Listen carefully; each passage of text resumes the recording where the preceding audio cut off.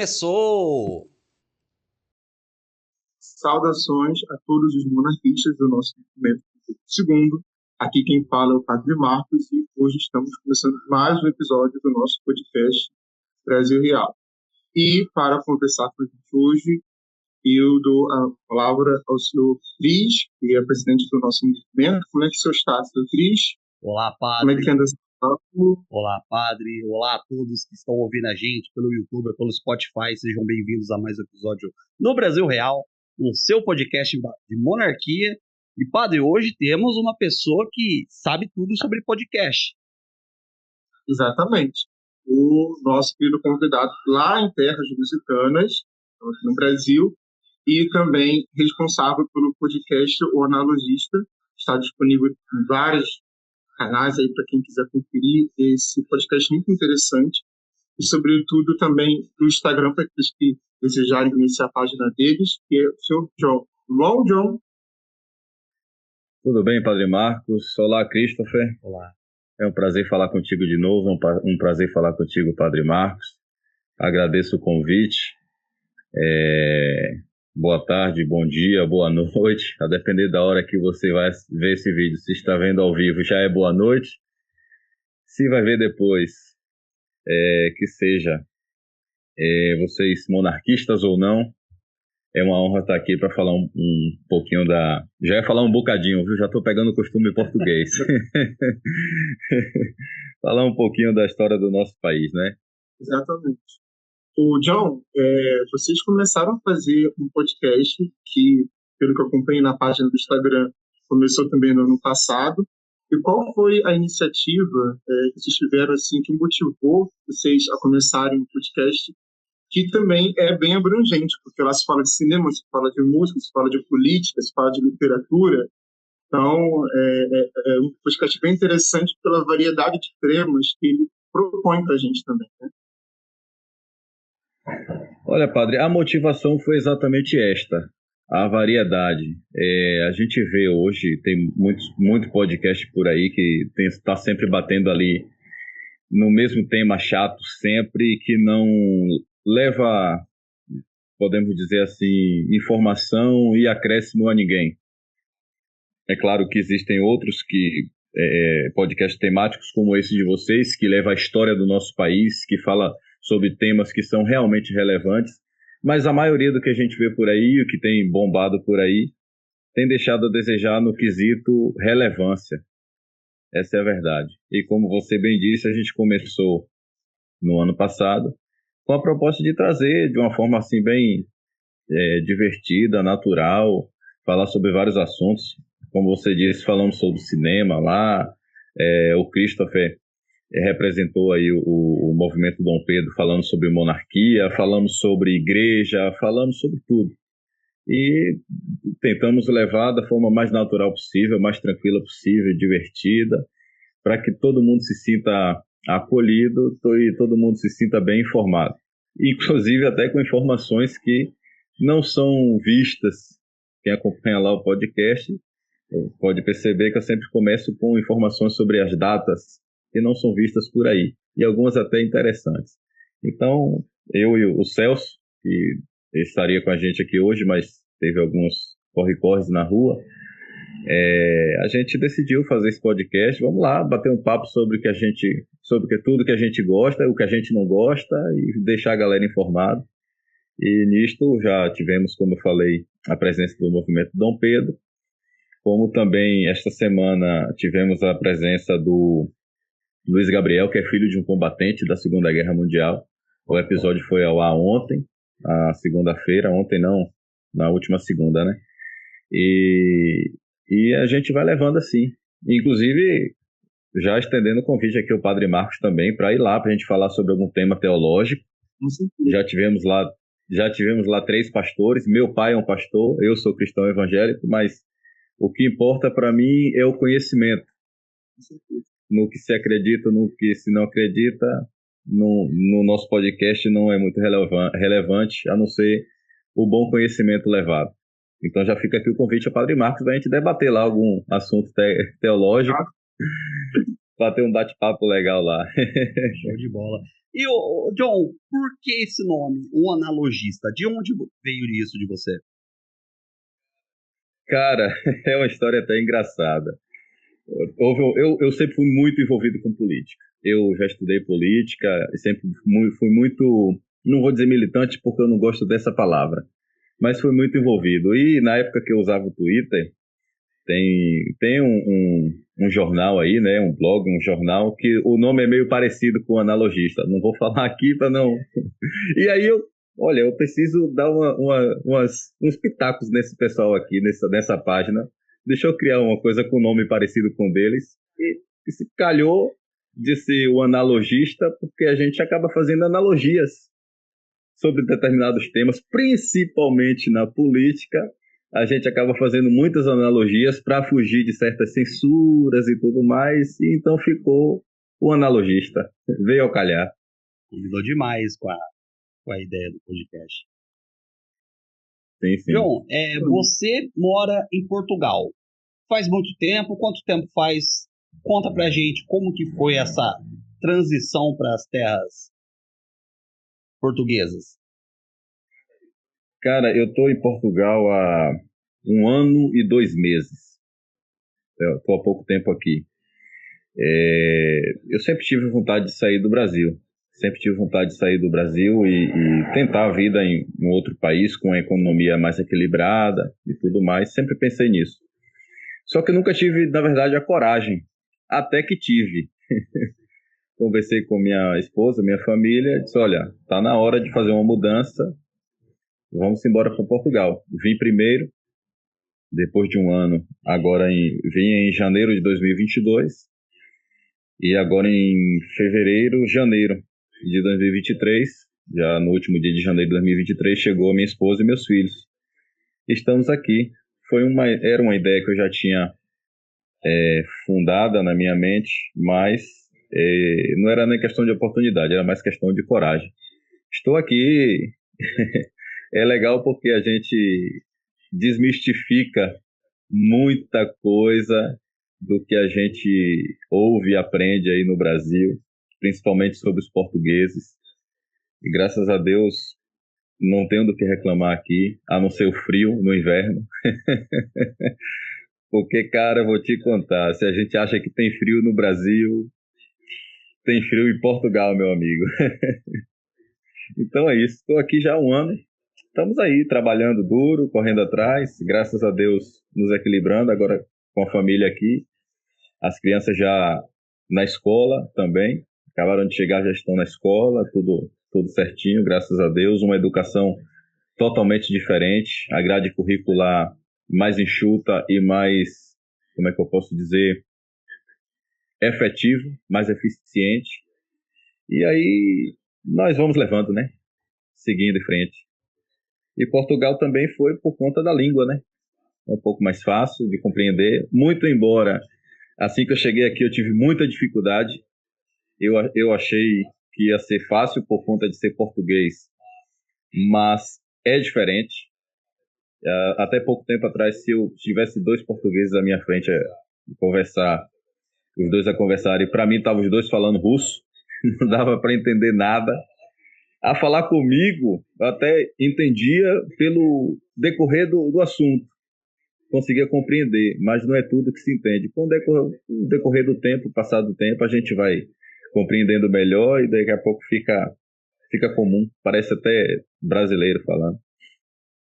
Essa mudança do Brasil para Portugal, ela apresentou algumas dificuldades, assim, quando você chegou, te digo, né, dificuldades financeiras, dificuldades realmente de transporte. Como é que foi, assim, com um brasileiro que está querendo ter uma experiência de vida em outro país, em um país como Portugal também?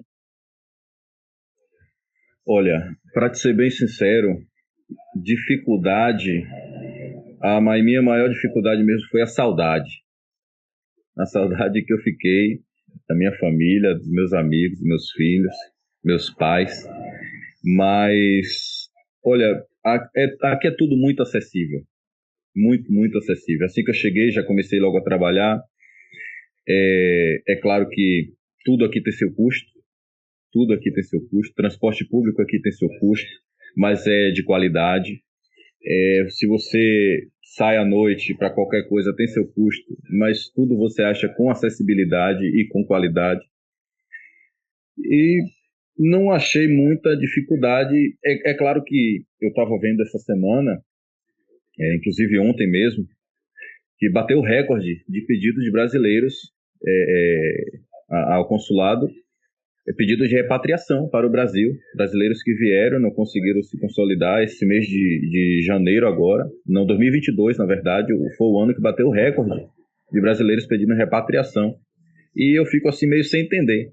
Eu tenho amigos aqui brasileiros, conheço muitos brasileiros que estão muito bem, conseguiram equilibrar sua vida aqui. Eu, graças a Deus, desde que eu cheguei, nunca deixei de trabalhar. Minha esposa acabou de chegar, já está também trabalhando. Meus filhos já estão na escola, como eu falei anteriormente. Então, não vi assim muita dificuldade.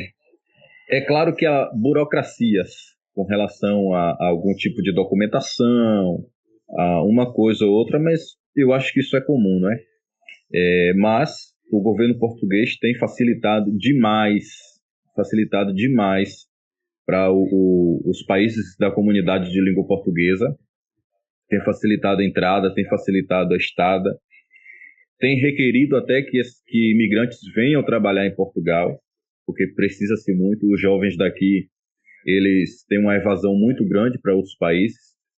Como você sabe, a Europa é feita de países bem pequenos, e um jovem aqui se forma, ou sai do liceu, sai do colégio, e vai procurar uma faculdade na França, na Inglaterra, na Espanha, e isso determina a alta taxa de idade de Portugal. Portugal é um país de muitos idosos, inclusive a cidade que eu moro aqui, que é aqui próximo ao Porto, você não vê gente na rua, você não vê um jovem, não vê pessoas na rua, porque são muitos idosos e tal.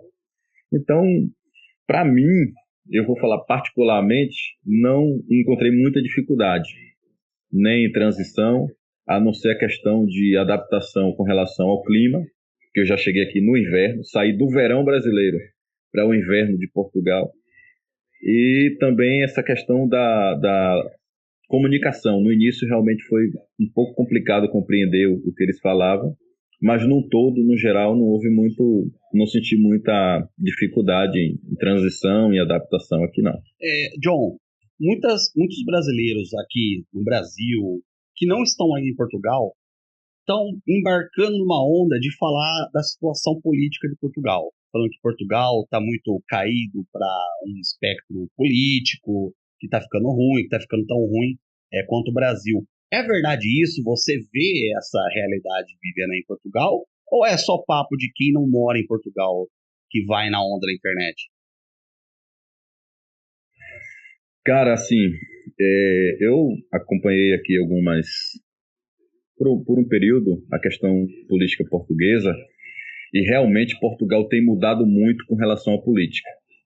A política em Portugal sempre foi bastante equilibrada e bastante, como é que eu posso dizer, uma palavra que eles usam aqui, arrefecida.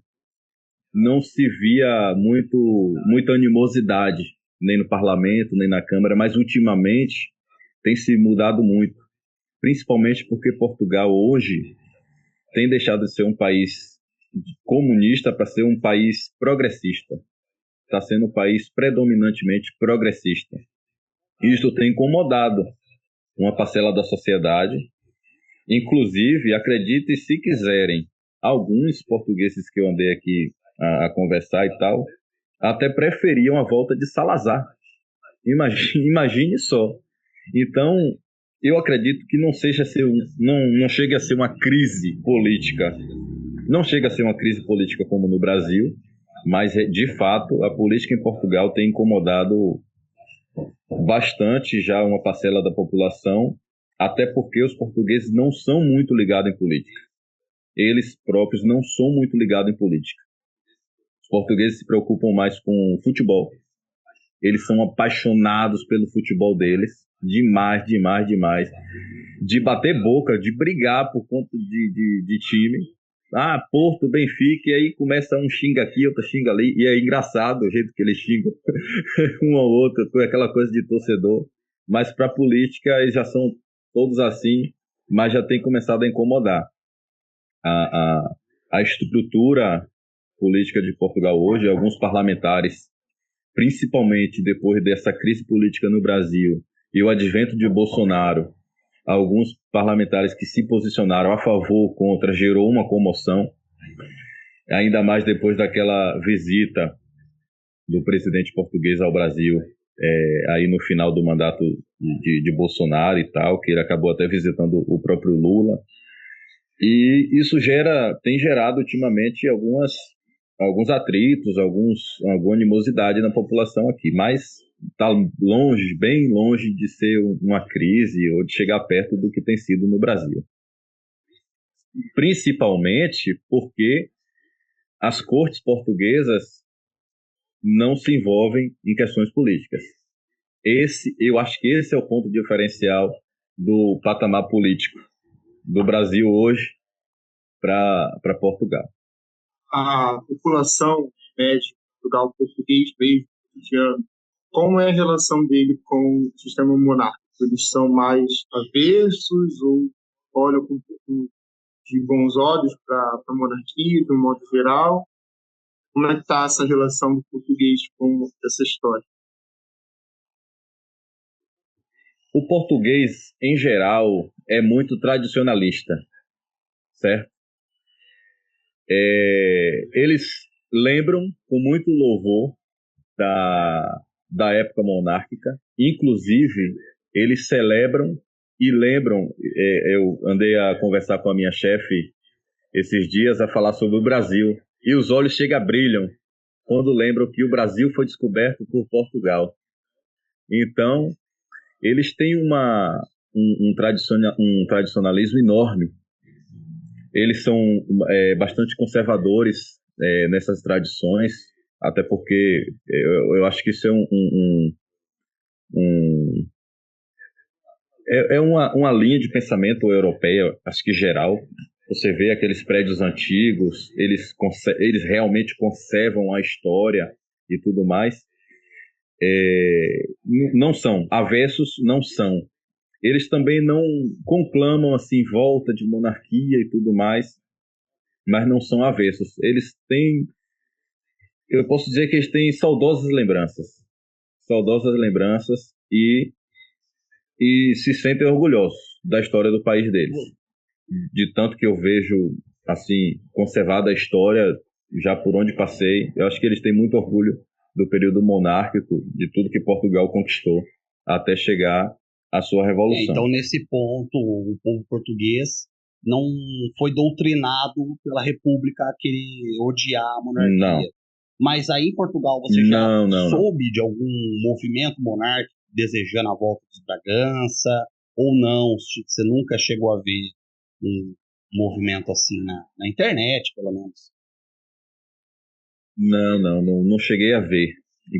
Assim, sobre a monarquia aqui, de fato, uma coisa que eu vi recentemente é que o rei de Portugal, ele vive sem dispensas do governo. Ele ainda vive do que o período monárquico português, do que a família real conquistou. O governo português, não, pelo menos do que eu vi da reportagem que eu li, o governo português não dá apoio nenhum ao rei de Portugal. Ele vive aqui numa vila, perto de Lisboa. Vive bem, obviamente, vive bem. Já um senhor de bastante idade, mas não tem nenhum apoio, como é que a gente chama? No Brasil tem a pensão, não é isso? Que tem do governo para a família real e tal. Eu não sei bem como é que funciona, mas aqui não tem. E também não vi nenhum assim... O que se vê aqui é revolução progressista. Onde você vai, você tem placa ali, Revolução Feminista, dia 8 de março, foi agora, semana passada. Onde você vai tem placa. Revolução disso, a marcha daquilo.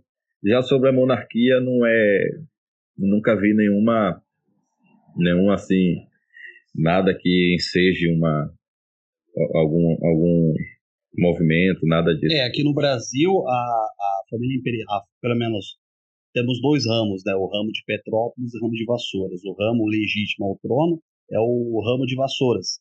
E este ramo não recebe o laudêmio. Então, todos os príncipes, incluindo Dom Bertrand, trabalham porque os bens que eles tinham durante a época da monarquia foram praticamente todos usurpados pela República no golpe, né?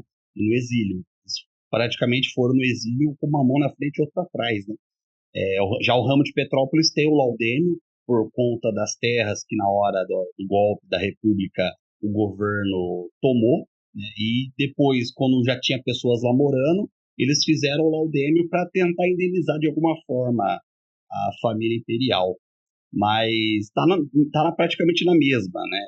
Ninguém recebe imposto de dinheiro público, né? Da manutenção da Casa Real ou a Casa Imperial, no caso do Brasil. Padre, tem mais alguma pergunta?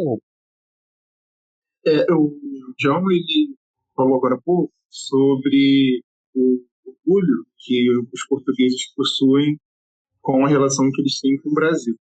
Mas a população portuguesa, qual é o olhar dela sobre os brasileiros? A presença de vocês aí no Portugal é bem-vinda aos olhos dele ou não? Tem algum tipo de preconceito em relação ao brasileiro ou não? Porque até pouco tempo, de modo geral, o brasileiro era um personagem um pouco rejeitado pela cultura europeia, de um modo geral. Isso se mantém ou a gente já tem uma mudança de paradigma em relação a isso?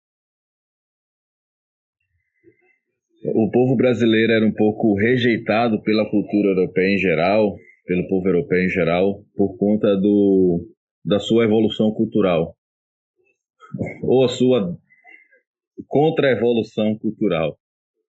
O povo brasileiro passou a trilhar um caminho assim realmente totalmente diferente daquilo que se esperava do que o Brasil fosse tomar, tendo em vista que o Brasil foi colonizado por Portugal e teve durante todo o seu período pós-colonização aí presença holandesa, presença francesa, espanhola.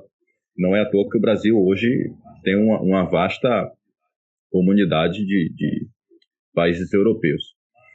Mas, assim, hoje já não há tanta controvérsias à presença dos brasileiros aqui. É claro que existem pessoas que são... Isso eu falo dos mais velhos, dos mais velhos mesmos, que são aquelas pessoas mesmo raízes, que às vezes até tratam mal, sabe? Nunca aconteceu comigo, mas pessoas já me falaram que uns velhos, pessoas mais velhas, tratam mal porque acham que aqui não é nosso lugar, porque a gente está tomando o lugar deles e tudo mais. Mas o português em si não tem nenhum problema, não. Muito pelo contrário, ficam felizes de saber que tem pessoas... Até porque não são só brasileiros. Aqui tem muitos indianos. É claro que a comunidade brasileira aqui é muito maior, mas aqui tem muitos indianos mesmo. Tem muitos japoneses, tem muitos espanhóis pela vizinhança aqui de países, inclusive a mesma rixa, vamos falar assim, rixa que tem Brasil e Argentina, é Portugal e Espanha, é igual, é a mesma coisa, mas cá vivem muitos espanhóis, e não existe, hoje eu falo com toda certeza que não existe mais essa coisa de português não gostar de brasileiro. A gente chega aqui, a questão é ser respeitoso. Tem muitos brasileiros que vêm para aqui querendo viver o Brasil aqui. Isso atrapalha. Então, se você sai do seu país e vai morar em outro país, você tem que viver de acordo a cultura, o jeito daquele povo viver. Pelo menos eu tenho feito isso. Fui muito bem recebido. Aonde eu vou, eu sou muito bem recebido. Tenho muito contatos com muitos portugueses. E até hoje, nunca nenhum deles me disse, volte para sua terra, o que é que está fazendo aqui e tal. Não. Muito pelo contrário. Já aconteceu antes, pessoas que estão aqui há mais tempo já me relataram o que aconteceu com eles, muitas vezes, mas eu acho que até por conta o mundo em si, está todo mundo em todo lugar. Tem muitos portugueses saindo daqui para o Brasil também. Esse paradigma está sendo quebrado, principalmente assim, entre as pessoas mais jovens. Eu digo aí mais jovens, vamos colocar aí até a casa dos 50, 60 anos. Daí para cima são pessoas que já têm aquela mentalidade mesmo mais arcaica, formada, e tem um pouco de acepção com relação a não só brasileiros, mas também outras pessoas de outros países por aqui. O que eu gostaria também de saber dessas pessoas assim mais tradicionais, da visão delas com os brasileiros. Você mencionou que eles sentem muito orgulho pela época do Reino de Portugal. E sobre a nossa história da época do Reino Unido, quando o Brasil e Portugal eram uma coisa só. Você vê que é ensinado esse período, eles ainda têm essa um pouco imagem que o Brasil já foi parte de Portugal, que Rio de Janeiro já foi capital de Portugal. Tem ainda um resto de traço disso ou não? Você está falando disso, inclusive, eu estou aqui com 2 livros. A História de Portugal a partir de 1640 e Os Descobrimentos Portugueses. Estes são livros com edição de 2000,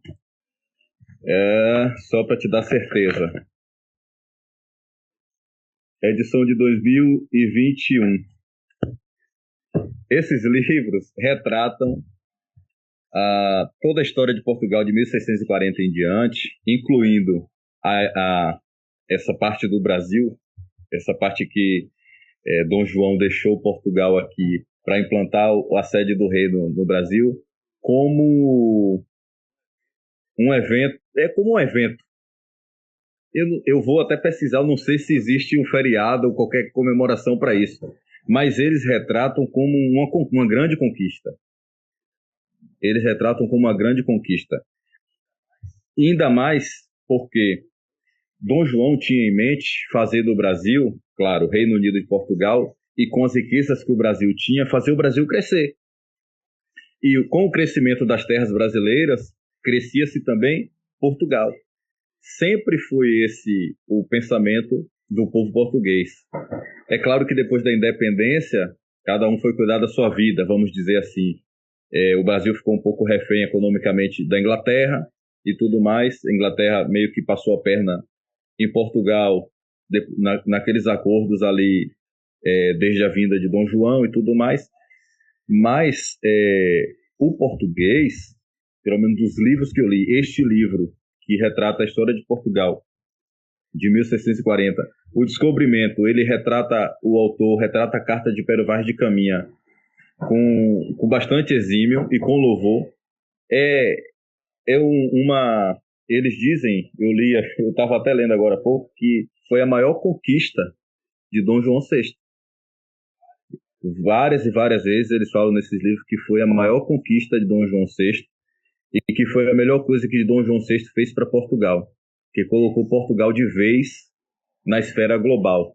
Porque imagina você, um país minúsculo como Portugal, não estou aqui fazendo demérito ao tamanho do país, mas falando geograficamente, um país minúsculo como Portugal descobre uma terra imensa e enorme, mantém relações totalmente cordiais com os nativos, isso está tudo documentado, não houve qualquer animosidade, não houve qualquer controvérsia, nem do lado dos índios, como eles chamavam ameríndios, nem do lado dos portugueses. Isso foi uma preocupação primordial para Cabral, diga-se de passagem. E aí, de repente, um país minúsculo tem toda esta terra para cuidar e para dizer assim, olha, temos o suficiente para fazer o nosso reino crescer. E aí o que é que se faz? Ele não pode ser só uma colônia nossa, temos que fazer que ele seja um reino junto com a gente. Então, os livros, tudo que eu já vi, alguns podcasts portugueses, eles retratam como a grande conquista de Portugal. A grande conquista de Portugal não foi... É claro que a Revolução de 20 trouxe mudanças imensas, para aqui, para o país português, mas eu acho que eu acho não, tenho certeza que para os portugueses é um dos marcos da história do país deles, é o descobrimento do Brasil. E, inclusive, eu quero fazer essa ressalva aqui, Pedro Álvares Cabral não tinha, pelo menos livro nenhum, nunca registrou que ele tivesse alguma experiência marítima. Ele foi apenas escolhido por Dom Manuel para ir até as Índias, fazer com que aquele comércio de lá passasse a ser português por conta do tráfico de algodão e tudo mais, que outros países estavam se aproveitando. Então, ele era um dos homens ali da corte, foi escolhido, e graças a Deus ele foi escolhido, foi parar lá nas terras americanas, sul-americanas do Brasil, né? Ô, John, eu não sei se você concorda comigo, mas ultimamente eu tenho pensado, achado, observado, e o brasileiro, dentro desse bordão do Portugal roubou que era nosso, acabou desenvolvendo muito mais preconceito para com os portugueses do que os portugueses para com a gente ultimamente. O que você acha? Você concorda com a minha ideia ou você discorda dela completamente? Eu concordo com a sua ideia e discordo de quem pensa assim. Porque quem pensa assim não conhece da história. Quem diz que Portugal roubou o nosso ouro não conhece da história. O fato é que eu estive na casa da sardinha portuguesa, que quando vocês vierem a Portugal, por favor, visitem aqui na cidade do Porto, no Cais de Gaia. É uma das coisas mais lindas do mundo. E no patamar de cima, no andar de cima, é a Casa do Ouro. São latas de sardinha, todas douradas em formatos de barras de ouro. E quando eu entrei, eu disse assim para a menina que estava na recepção desse lugar, desse sítio, assim: olha, vou poder levar um pouco do meu ouro de volta. Eu fiz essa brincadeira, né? Vou poder levar um pouco do meu ouro de volta. Ela sorriu, tem que buscar teu ouro lá na Inglaterra. Eu digo, olha, olha, essa sabe. Mas eu acho assim, por conta do ensino errado. O português não, o brasileiro aprendeu que o português roubou o nosso ouro. Infelizmente, não só isto, mas como toda a nossa história do nosso país foi deturpada por coisas assim, para tentar criar não sei, um clima de repugnância, porque fomos colônia, devemos desprezar quem nos colonizou. Se você pensar que Portugal, tudo que Portugal fez pelo Brasil, olha, a primeira coisa que Dom João fez quando chegou no Brasil, em 808, foi revogar uns decretos que tinham lá sobre comércio. Digo, olha, essas leis aí que beneficiam só os portugueses, os portos agora estão abertos para todo mundo, seja português, seja qualquer outro estrangeiro, abre para todo mundo. Eu preciso que o Brasil tenha independência econômica. Foi a primeira coisa que Dom João fez quando chegou no Brasil. Agora imagina, por que um homem que fez isto, abriu o comércio brasileiro para o mundo inteiro, ia levar todo o nosso ouro embora, ia roubar o nosso ouro? Não faz sentido. Infelizmente, foi criada essa história, né? Essa narrativa. Eu concordo que isso tem feito muitos brasileiros. Inclusive, eu tive uma pequena discussão com uma brasileira em um restaurante. Ela era atendente do restaurante. E quando ela percebeu que eu era brasileira, ela disse: que bom, mais um para a gente levar nosso ouro. Eu digo: não, senhora. Não é assim não, a senhora aprendeu errado. Aí ela começou: porque roubaram o nosso ouro sim, roubaram sim. E aí eu comecei a argumentar com ela, tentando argumentar, e ela começou a ficar nervosa, porque os portugueses não roubaram. Eu perguntei: por que a senhora está aqui? Aí ela ficou sem saber me responder e tal. Mas são coisas, né? Da mesma forma que existem portugueses que têm certos preconceitos com a gente, existem os brasileiros que têm esse preconceito por conta dessa história muito, muito mal contada. E a diferença é esmagadora pelo que você está falando, né? do respeito pela história. Enquanto aí em Portugal eles sentem orgulho do que passou, do que viveu, aqui no Brasil existe, primeiro, a ocultação de muitas coisas e a manipulação de todas as outras narrativas, né? Provavelmente a intenção de manipular, dividir, conquistar e tudo que é do passado, da monarquia, é tudo ruim e a república é maravilhosa. Tudo era ruim e a república começou com a paz mundial praticamente. Tão bom que ela é.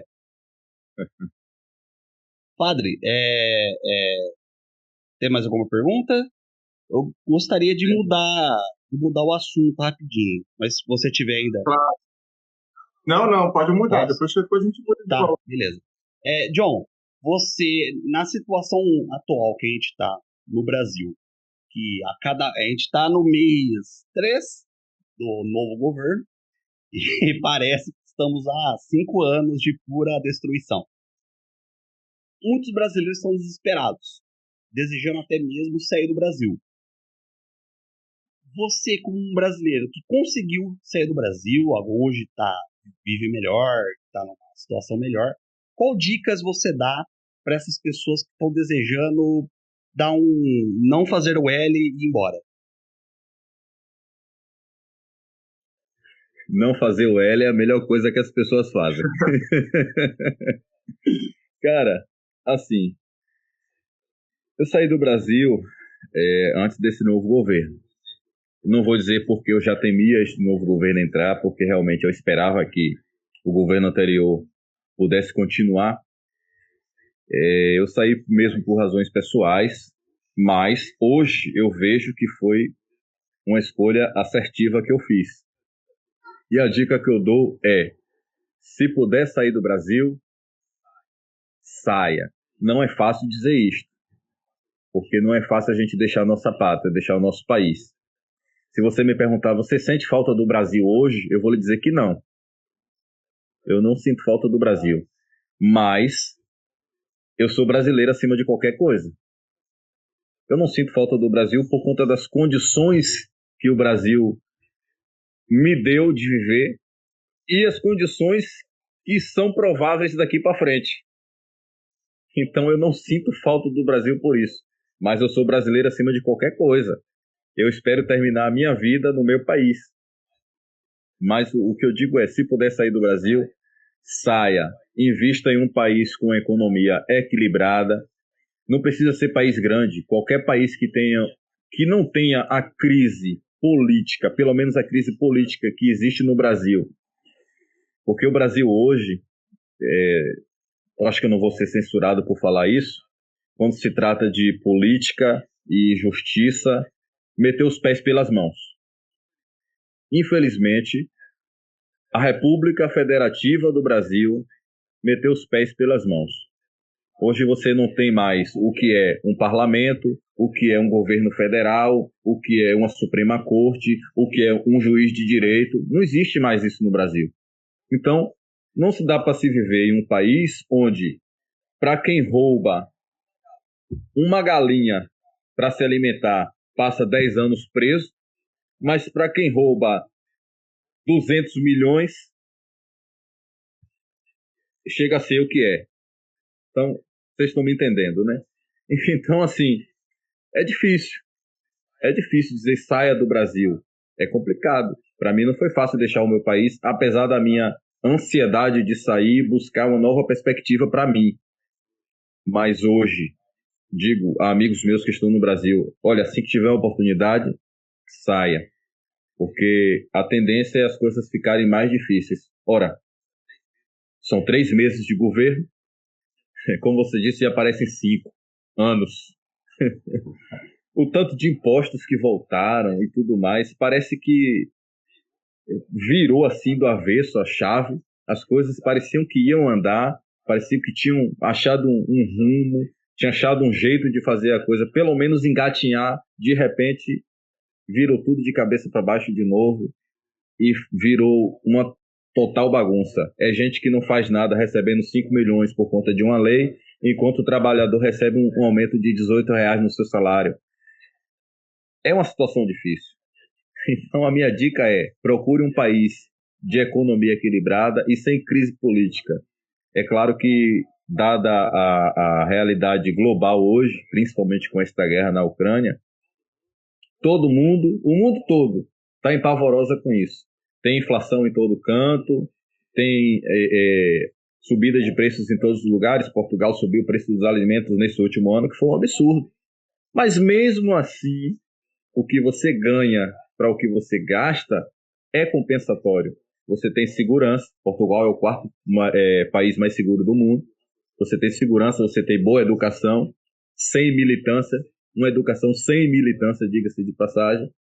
Então, se você tem filhos, ou se você é um jovem que ainda pretende estudar e ter uma ótima formação, viver num país bacana, mesmo que não tenha uma política que seja de acordo com aquilo que você acredita, como eu. Portugal hoje é um país predominantemente progressista. Eu não concordo com o progressismo, não sou progressista, mas Portugal hoje me oferece qualidade de vida, segurança e boa educação para os meus filhos. Então, a minha dica é esta: se puder, na oportunidade que tiver, saia do Brasil. Volte no Brasil para curtir a praia, porque aqui não tem como. Até no verão a água é muito gelada. Então vá no Brasil tomar um banho de praia e depois volte. João, deixa eu te fazer uma pergunta, que a meu ver ela é bem importante, né? Sobre esses movimentos populistas em torno de políticos aqui no Brasil. Na minha opinião, isso me assusta até mais do que os próprios políticos em si. Ou seja, toda a mitologia que se cria em volta deles, toda a facilidade com qual as pessoas abrem mão da verdade para poder apoiar aquela imagem que elas produzem do político que elas gostam. E como é que você encara esse problema? Para você, é um dos agravantes dos problemas do Brasil hoje em dia?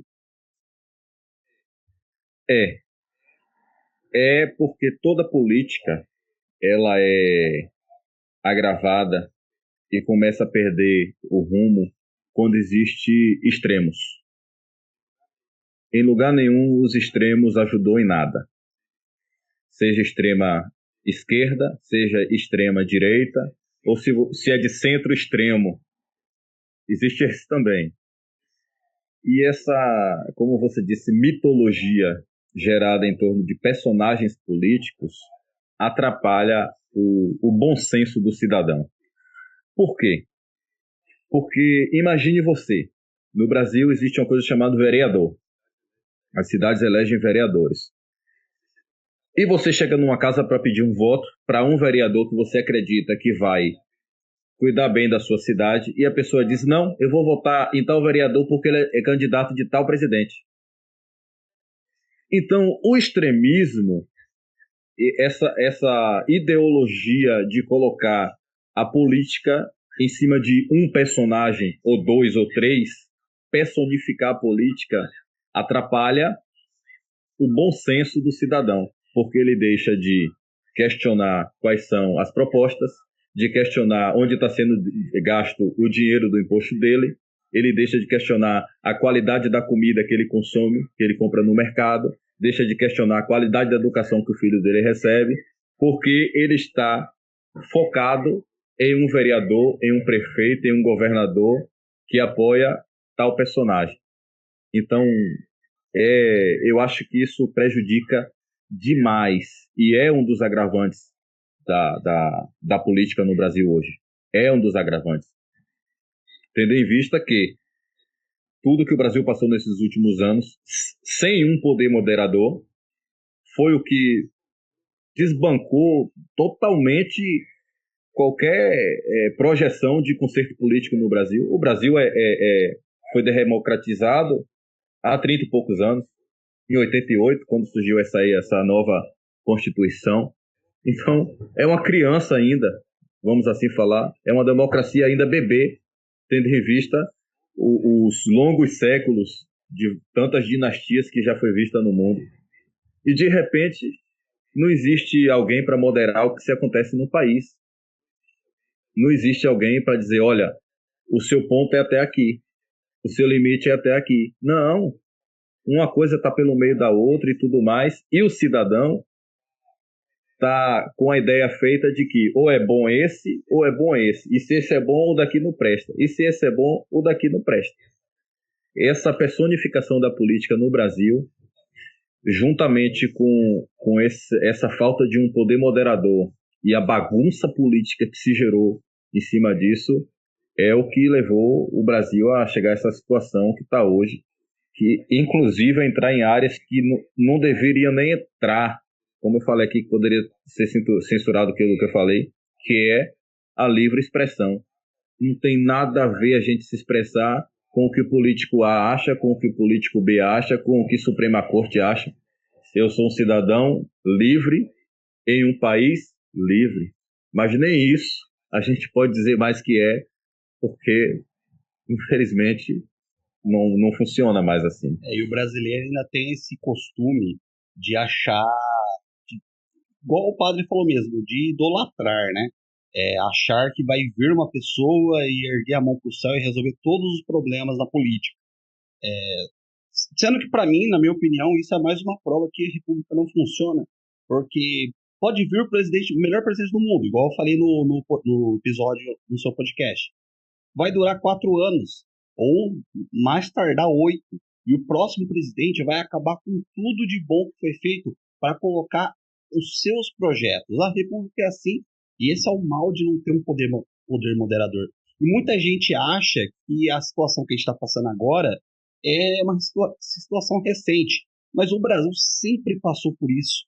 Pode ver, no fim da ditadura militar, Sarney era um cara terrível, um presidente terrível. A economia estava em frangalhos e tinha pessoas que usavam bottom. Eu sou fiscal do Sarney. Pessoas iam nos mercados e achavam que o dono do mercado estava aumentando o preço por ganância, sendo que a pessoa não tinha a menor noção do que era inflação, que era culpa do governo. Antes do golpe militar, o que levou o golpe militar, João Goulart. Muitas pessoas falam, não, ele não era comunista. Bom, ele fazia parte de um partido comunista e ele estava flertando com a União Soviética em plena Guerra Fria. Ou seja, ele estava levando o Brasil ao limite. Antes disso ainda, Getúlio Vargas, um ditador que muitas pessoas, ele fez isso, fez aquilo. Ele era um ditador, muitas pessoas morreram, foi um outro golpe militar.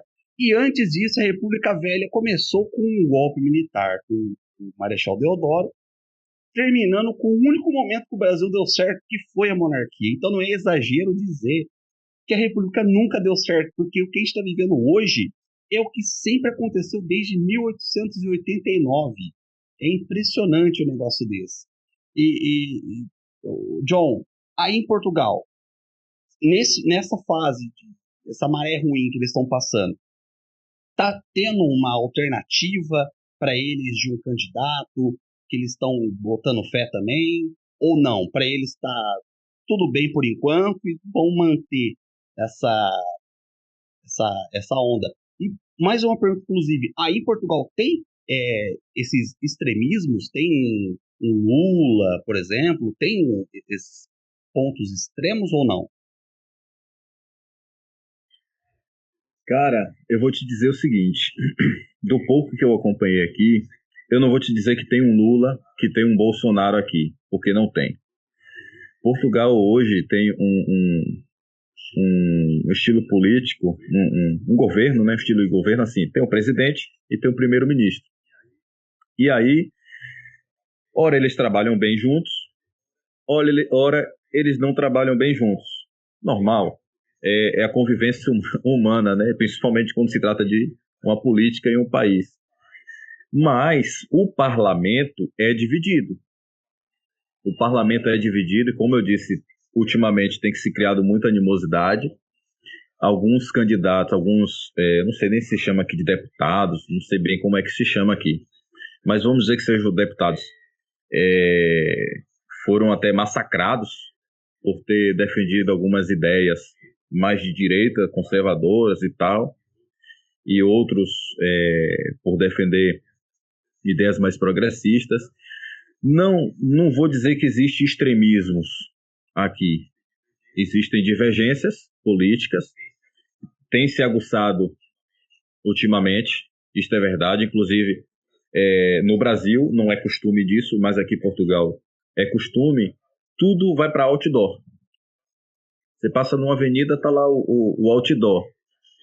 Já chega desses políticos ladrões, e aí tá lá a foto dos políticos, sabe? Já Portugal tem solução, e aí coloca lá uma foto de um outro político. Inclusive tem um dos partidos aqui que o nome é Chega. Eles criaram esse partido exatamente para tentar frear alguns dos absurdos que alguns parlamentares querem impor.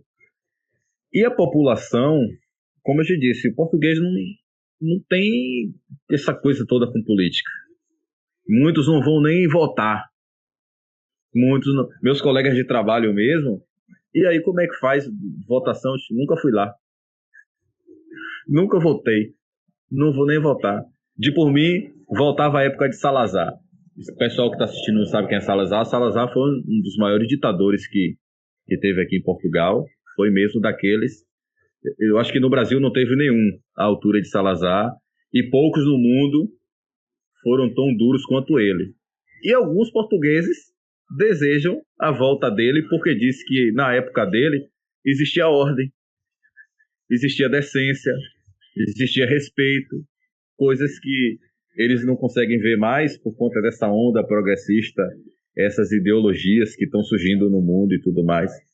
Mas, no geral, o português não tem essa questão de partidarismo, lado A, lado B, essa questão. Isso tá muito frio por aqui ainda. Então, falando de política, de ideologia, vamos falar também da bengala delas, que é a mídia, né? Como a mídia tem trabalhado muito em influenciar as pessoas. Aqui no Brasil, a gente tem uma mídia que, se não é a pior do mundo, é uma forte concorrente a isso. E aí, em Portugal, como é que a mídia está trabalhando em cima da política também? Aqui eu vou te dizer que a mídia daqui trabalha em cima do viés de esquerda. Isso é fato. Isso é fato. Por mais que a gente, assim, eu acreditei, vou falar aqui como cidadão e quem depositou um voto. Eu acreditei em Bolsonaro e vi Bolsonaro fazer pelo Brasil coisas que nenhum outro presidente fez. A gente não pode negar. Um presidente que conseguir fazer a inflação brasileira ser menor do que a americana, como nunca antes na história, nunca vi ninguém fazer isso. Mas a mídia aqui esquece. Para eles, o bom ainda é quem é de esquerda. Bolsonaro nunca prestou. Ninguém de direita. Olha, essas polêmicas que estão havendo aí com o Nicolas Ferreira. Nossa, massacrado nas mídias aqui. Ele fala as coisas com razão. Eu apoio as coisas que ele diz, porque para mim faz sentido. Eu concordo com o jeito dele de pensar. É claro que ele usou, nesse último Dia da Mulher, uma forma bastante agressiva de se referir ao que ele queria se referir. Usou as palavras certas no momento errado, posso dizer isso. Mas para a mídia aqui, o importante é manter as ideologias em pé. Não digo que tem militância como tem no Brasil. Não. A questão LGBT, a questão transexual, essa coisa toda aí, a mídia não carrega isso nas costas, como no Brasil não. Mas o viés político aqui é muito claro. Não posso dizer se há censura, porque eu não acompanho incisivamente para dizer que há censura ou não, como já há censura hoje no Brasil por determinadas partes, mas que a mídia aqui tem o seu viés político, tem. Não é a partidária como deveria ser. Não é um instrumento para o cidadão como deveria ser, infelizmente. E aproveitando, qual que é a imagem que passam aí na mídia em Portugal? Lula realmente era um preso político? Eles sabem que ele roubou mesmo e saiu? O que está sendo falado aí da situação do Lula? A mesma coisa que a esquerda diz no Brasil, que Lula foi inocentado. que foi julgado incorretamente, não sei o que, foi inocentado. Eles se recusam a dizer que Lula roubou, eles se recusam a dizer que Lula foi condenado, não. A mesma coisa que a esquerda faz aí no Brasil, a mídia faz aí no Brasil, faz aqui também. Lula é inocente e é presidente do Brasil, inclusive visitou Portugal há poucas semanas, agora início do ano, e foi um alvoroço, diga-se de passagem, e é isto.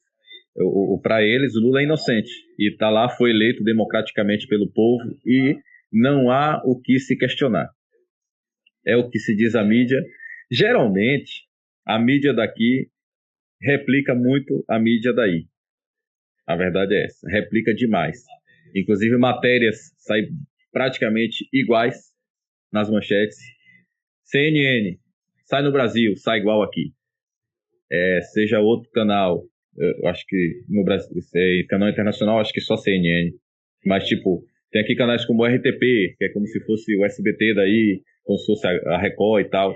São redes nacionais e tal. Replicam, tem a SIC, tem a RTP, são vários canais de notícias. E eles só replicam a mídia brasileira. Se é notícia do Brasil, só se faz replicar o que a mídia brasileira diz.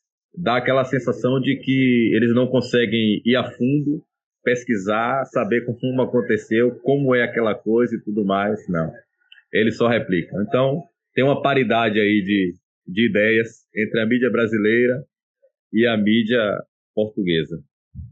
Duplicar agendas, né? Fazem... Exatamente. Facilita, né, o trabalho deles. Exatamente. Já que não tem muita criatividade, né? Aí dá o Ctrl+V pois e resolve o problema. Pronto. Cris, tem alguma pergunta? Então, eu tava lembrando aqui um print que tiraram, não lembro. Lembro sim. O título da matéria era É hora de criminalizar a gordofobia?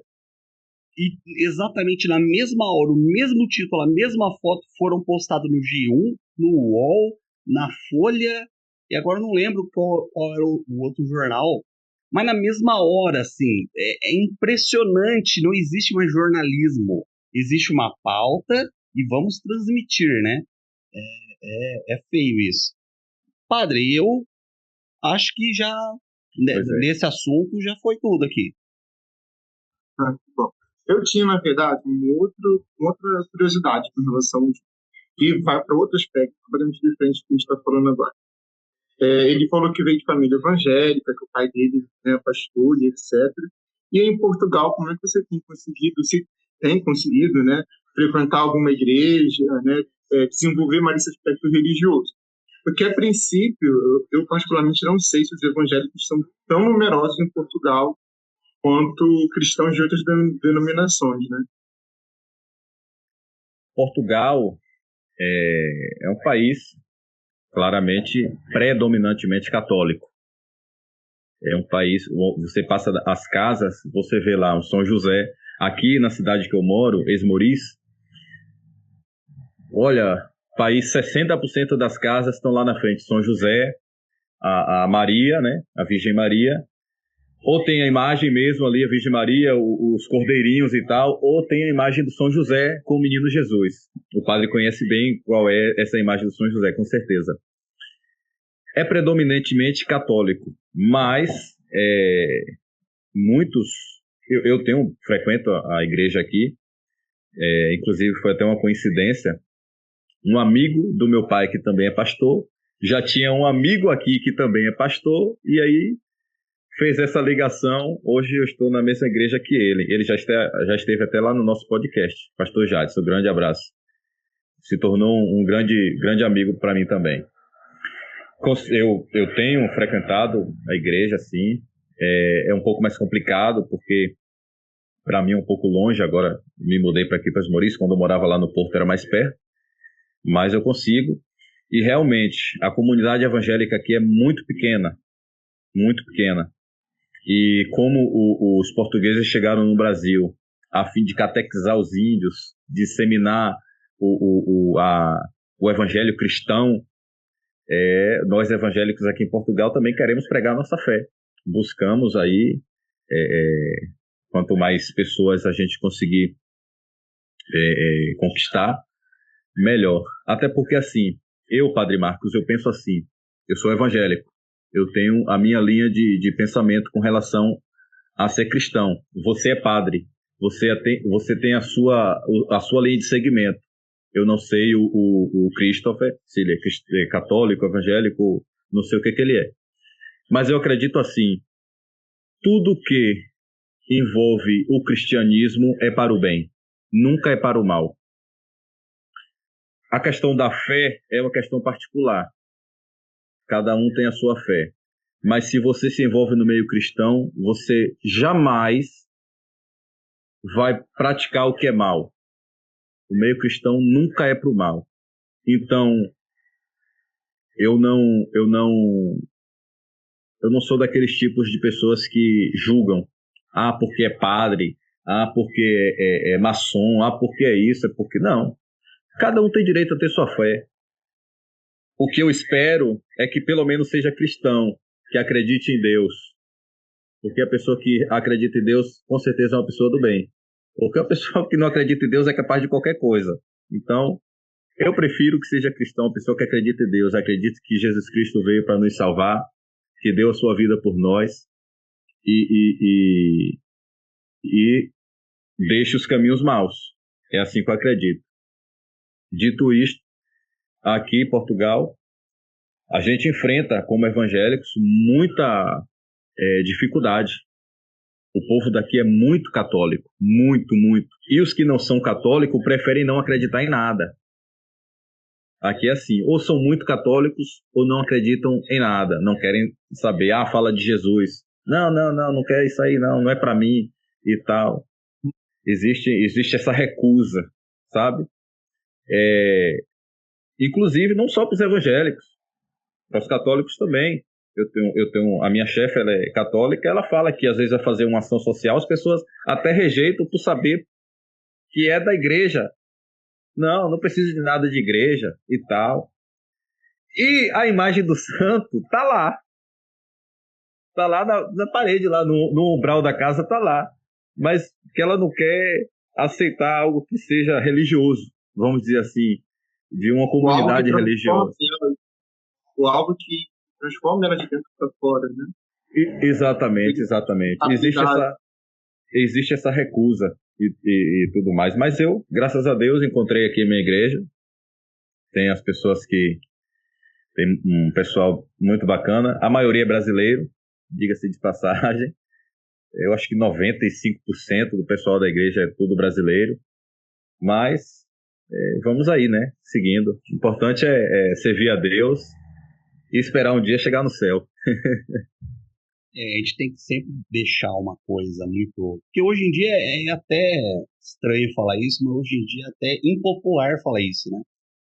Sem o cristianismo, a nossa sociedade não seria da forma que é. O cristianismo foi responsável por colocar regras um povo, uma sociedade que se matava, praticava atos assim que... Bárbaros, exatamente. Principalmente no Brasil.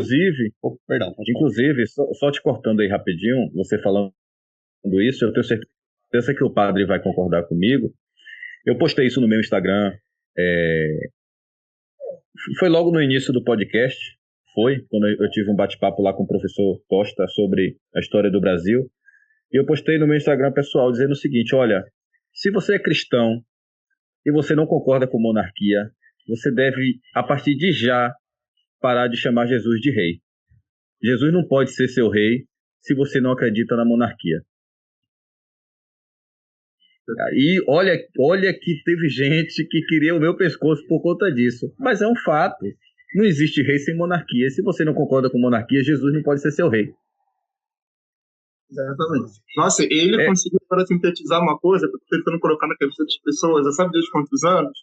Porque eu sei que os evangélicos possuem essa denominação para Jesus de rei, obviamente. Nós, católicos, repetimos isso na liturgia, em outros momentos, inúmeras vezes. Então, está na gênese do cristianismo a monarquia. Exatamente. O reino dos céus é uma imagem de uma monarquia. É assim que a Bíblia pinta. Então, nossa, perfeitas a sua colocação agora. Muito bom. E terminando o que eu ia falar a respeito do porquê impopular. Eu acredito que importante é você ser cristão.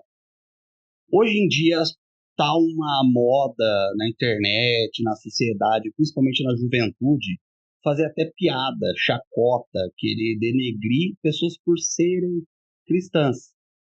E a gente vê que no começo isso só parece, é uma fase da internet, mas a gente está vendo agora uma certa cultura progressista, uma cultura woke, que por conta desse afastamento do cristianismo e ao mesmo tempo fazendo chacota dos valores cristãos, que são praticamente valores de uma pessoa boa, caridade, amor ao próximo, a gente vê coisas assim, bárbaras e absurdas voltando e retornando à sociedade.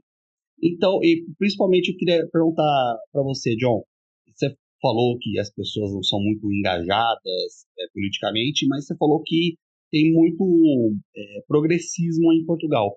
O progressismo daí de Portugal está no mesmo nível do Brasil? Estão falando de aborto, estão fazendo chacota de cristianismo? Como está aí a situação?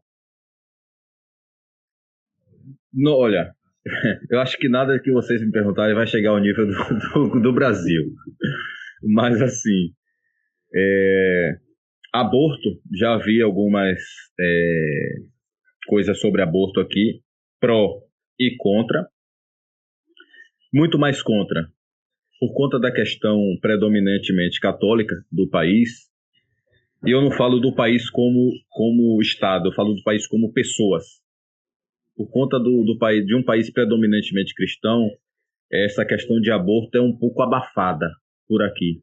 As pessoas ainda têm aquele receio. É claro que tem aqueles que falam abertamente e tudo mais, mas não tem essa militância como existe no Brasil.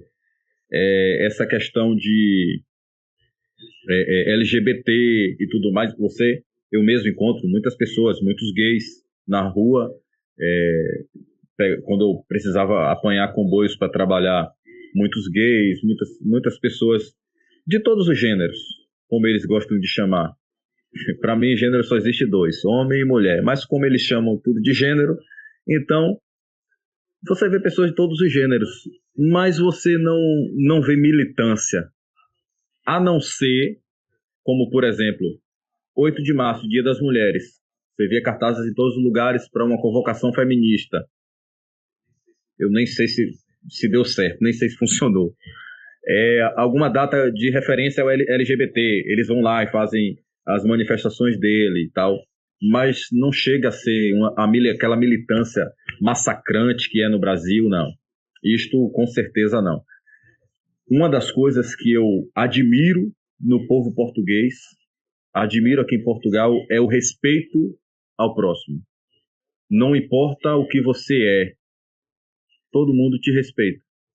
Se você está na rua sentado no metro, no comboio, ou no autocarro, seja no que for, e chega um transexual, senta do seu lado, ele vai seguir a viagem dele, vai sentar, vai levantar, você vai seguir sua viagem, vai dar bom dia, vai dar boa tarde, vai dar boa noite, se precisar conversar, vai conversar. Respeito. Assim, eu falo pessoalmente, uma das coisas que eu admiro muito nas pessoas aqui, são muito respeitosas com o que elas são e com o que as outras pessoas são. A partir daí, já mitiga essa questão de militância. Porque hoje no Brasil a militância parte do desrespeito. Não, você tem que pensar igual a mim e pronto. Se você não pensar igual a mim, você é homofóbico, você é gordofóbico, você é racista. Se você não pensar igual a mim, você é tudo isso. E você falou aí da questão do gordofobia virar crime. Nem se fala nisso aqui. Isso a gente nem ouve falar por aqui. Às vezes, como eu falei, a mídia replica. Acontece um caso no Brasil, a mídia daqui acha relevante, replica por aqui. Aí vem aqueles burburinhos e tal, daqui a pouco acabou, morreu. Não chega a ser como no Brasil, essas militâncias com esses temas mais polêmicos, nem aborto, nessa questão de gordofobia, racismo. Muita gente diz que português é muito racista. Cara, o tanto de negros que vivem bem aqui em Portugal e vivem muito bem, tranquilamente. Não só negros, né? Porque a gente fala de racista não é só por causa de negro, é qualquer raça. Tanta gente que vive bem aqui. Não vejo militância com relação a esses temas mais polêmicos aqui em Portugal, não. Padre, tem mais alguma pergunta ou já podemos entrar na reta final do podcast? Podemos entrar do podcast não, do episódio. A gente não vai acabar com o podcast. Olha, só mencionar que aqui já começou a escurecer. Eu tô reparando que horas são aí em Portugal. 7h10 da noite. Caraca. Agora. Quer dizer, 7h10 da tarde, né? A partir de agora o sol começa a cair muito mais tarde. O ápice do verão chega ao sol se pôr às 10 da noite. John. Mas tá aqui ainda.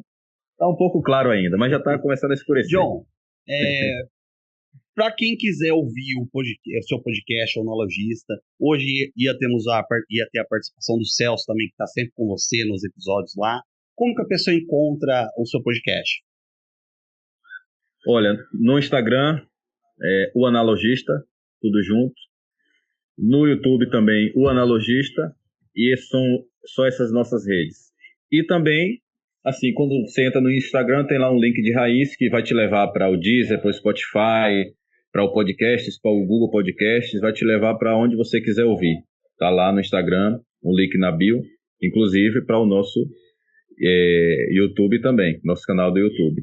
Que, diga-se de passagem, relembrando, teve a presença do Movimento Dom Pedro, e foi lá que você falou que já estava prestes a inaugurar aqui o seu podcast também. Mais uma vez, sinto-me feliz e honrado de estar aqui com vocês. Para mim é um prazer imenso falar com uma pessoa que conhece tanto de monarquia.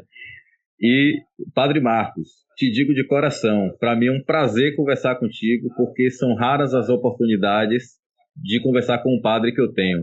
Havia um padre que eu tinha uma familiaridade muito grande com ele, uma pessoa muito boa, e deixou muita saudade quando deixou a gente, era padre lá da paróquia do meu bairro. E assim, conversar com o padre também é muito bom, porque você aprende coisas teológicas de um ponto de vista que você não consegue pensar por conta do Evangelho. Eu tenho isto comigo. O Evangelho não me deixa pensar sobre pontos de vista que um católico pensa. E eu gosto de aprender. Por mais que eu tenha a minha fé fundada e firmada, eu gosto de aprender. Então, para mim é um prazer falar com o Padre Marcos e reforço o convite para gravarmos o episódio lá no nosso podcast para a gente falar muito de teologia aí, cristã. Vai ser uma honra ter você lá. Padre Marcos, seu encerramento. Eu queria agradecer muito ao John, fiquei muito contente de conhecê-lo e de poder ter ele aqui no nosso podcast. Espero ansiosamente a oportunidade de repetirmos essa conversa boa de hoje, falando talvez de outros assuntos, de outros temas. Vamos conversar também lá no seu podcast, no Analogista, com certeza mais à frente. E fico muito contente também por poder falar sobre o povo português, sobre como a gente se relaciona com eles, e quanto esse laço que existe entre os dois países ainda continua um pouco vívido. Eu acho que a gente tem que firmar um pouco o que tem de bom entre esses dois países, que têm histórias assim tão afins. O brasileiro ele tem se perdido muito quando o assunto é a sua história de quanto povo, quanto sociedade. Isso tem gerado males irreversíveis na nossa sociedade, males que vêm atingindo as famílias de uma maneira muito impactante. E a gente está mais do que na hora de retomar nossa história, os nossos laços, a nossa origem, os países que nos influenciaram, que nos educaram, e ou que se orgulham de ter a nossa história dentro da deles também. Então, exato. Inclusive, Padre Marcos, só para salientar o que você está falando aí, é você o Senhor. O padre a gente tem que chamar de Senhor, não é? É o Senhor Padre. E o que o Senhor está falando aí, para salientar isso dos laços, olha, eu vou fazer uma pergunta aqui para o Christopher. Quando é que se falou da independência do Brasil, do bicentenário da independência do Brasil, aí no Brasil? A não ser na data. O bicentenário do Brasil foi completamente apagado, né? A mídia não falou absolutamente nada. O governo também, assim, fez uma passeata, mas eu achei muito fraco, poderia ser uma coisa muito maior. Teve o coração de Dom Pedro I, que na minha opinião particular, eu não gostei, não era da vontade dele o coração vir para cá, a vontade dele era permanecer aí em Porto. Mas assim, foi bem xoxo, né? Não foi praticamente nada no bicentenário. Exatamente. Isto é para salientar o que o Padre Marcos está dizendo, porque desde o dia 9 de março até o dia 31 está sendo celebrada na cidade do Porto, na Praça dos Aliados, um Museu da Independência do Brasil. Tem lá uma foto de Dom Pedro, um marco de Dom Pedro, né, em 4 lados, um pôster grande na frente do prédio lá dos Aliados, não me lembro bem o nome agora, desde o dia 9 até o dia 31, Exposição da Independência do Brasil, para você ver o quanto Portugal respeita e admira a história do nosso país. Eu não pude ir ainda, mas tenho até o dia 31, vou lá ver, vou tirar fotos, inclusive posso até mandar para vocês, se vocês quiserem. Sim, por favor. Vocês compartilharem aí nas redes de vocês. Está sendo lá Dom Pedro I, o imperador do Brasil, e aí celebrando o bicentenário da independência do Brasil. Imagine só, o país português, há 7 meses, basicamente, né? 7 meses depois, está comemorando o bicentenário da independência daquela que um dia foi sua colônia. Enquanto o próprio país, o Brasil, praticamente nem comemorou. Isso retrata os laços que o Padre Marcos estava falando aí. Exatamente. A gente fica muito dependente aqui no Brasil de iniciativas do governo. Só que a história do Brasil não é a história simplesmente da República do governo, é a nossa história. Então, acho que essa iniciativa, essa cobrança tem que vir de nós que somos povo, né? É a nossa origem. A gente não pode deixar só tudo na margem do governo, que a gente já sabe que realmente não está se lixando para o que o brasileiro está pensando, o que está passando, de onde ele veio, para onde ele vai. Então, tem que ser uma iniciativa assim do povo. Eu acho que essa chance que a gente tem de estar no podcast falando para pessoas, realmente, o brasileiro que pega o ônibus todo dia vai trabalhar, né, e de você também estar no seu podcast falando para pessoas que vivem a vida aqui embaixo mesmo no chão, é muito importante para a gente resgatar esse desejo no coração dos brasileiros de, mais uma vez, buscarem a sua história. Então, eu achei muito interessante essa iniciativa de Portugal, né? E foi muito interessante você também ter falado isso, para ser um meio da gente acordar, despertar também, né? Porque às vezes a gente não dá um valor à nossa história que os países de fora até mesmo dão, né? Exatamente. Temos muito o que aprender com Portugal. Inclusive, o que o Padre Marcos falou é fantástico. Não espere as coisas do governo, principalmente porque o governo é o culpado do porquê o brasileiro é tão desapegado da própria cultura. A República não quer que você saiba da história, se apegue tanto a essas coisas, porque afinal a República não começou de uma maneira muito lícita, digamos assim. John, obrigado por sua participação, esse episódio foi incrível. Temos que marcar um próximo com a participação do Celso, para a equipe inteira tá reunida. Padre, Padre, agradeço também. No primeiro comentário fixado vai estar os links para acessar o podcast do John, o perfil do John, para vocês darem uma olhada. Se você estiver no Spotify, vem aqui no nosso do YouTube rapidinho para você também ter acesso. Agradeço fortemente todo mundo que ouviu esse episódio e até a próxima.